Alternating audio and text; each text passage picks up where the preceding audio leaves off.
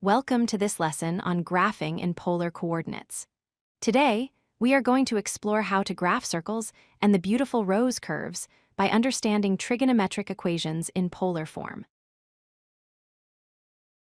First, let's review what polar coordinates are.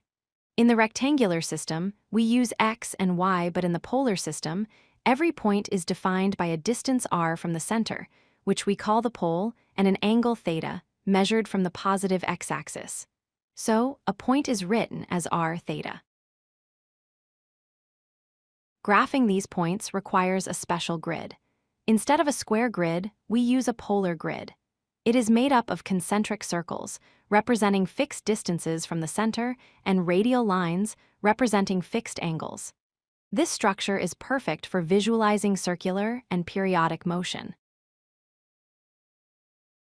Let's start with the simplest equation.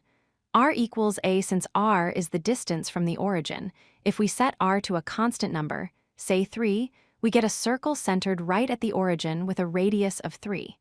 It doesn't depend on the angle at all. Now, what happens if we involve cosine?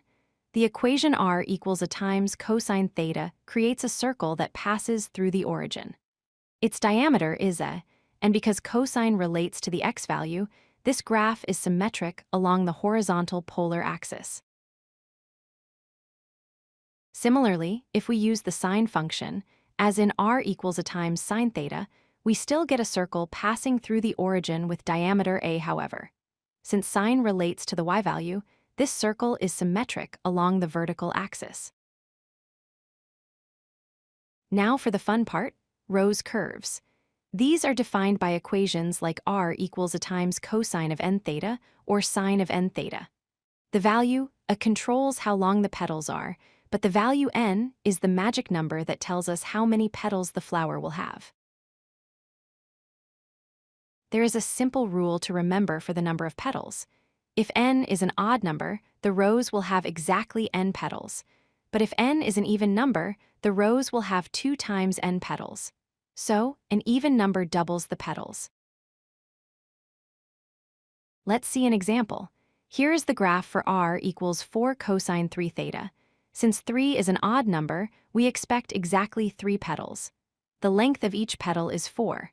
Notice how the first petal aligns with the horizontal axis because it is a cosine function. In contrast, look at r equals 4 sine 2 theta. Here, n is 2, which is an even number. According to our rule, we multiply 2 by 2, giving us 4 petals in total. The sine function rotates the graph so the petals sit between the axes. To summarize, remember these key shapes. R equals a constant is a centered circle. Adding cosine or sine shifts the circle.